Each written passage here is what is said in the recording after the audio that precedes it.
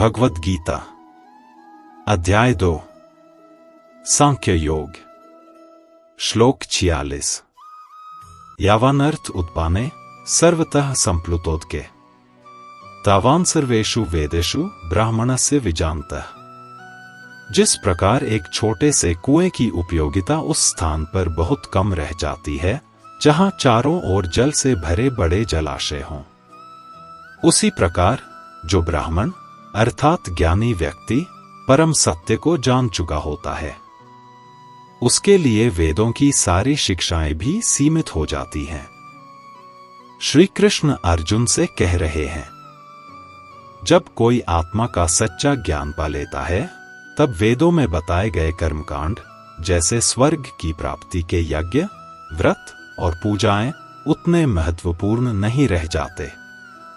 जैसे मान लो किसी गांव में एक छोटा सा कुआं है और लोग सालों से उसी से पानी भरते हैं, लेकिन फिर एक दिन इतनी बारिश होती है कि चारों ओर झील जैसा पानी भर जाता है। अब जब चारों तरफ जल ही जल है, तो क्या लोग अब भी उस छोटे कुएं से पानी भरने जाएंगे? शायद नहीं, क्योंकि अब पानी हर जगह है, सुलभ और भरपूर।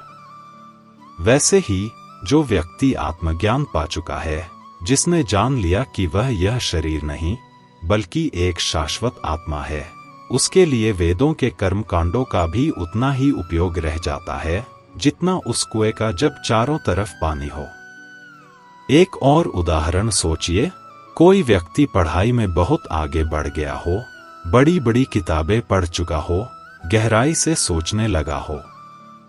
अब अगर आप उसे केवल ए, बी, सी की किताब दो, तो क्या वह उसी में अटका रहेगा?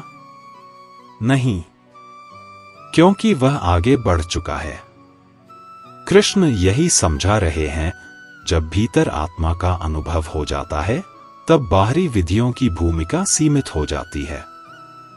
शांति और मोक्ष किसी बाहरी पूजा में नहीं, बल्कि आत्मचिंतन और सच्चे कर्म में है।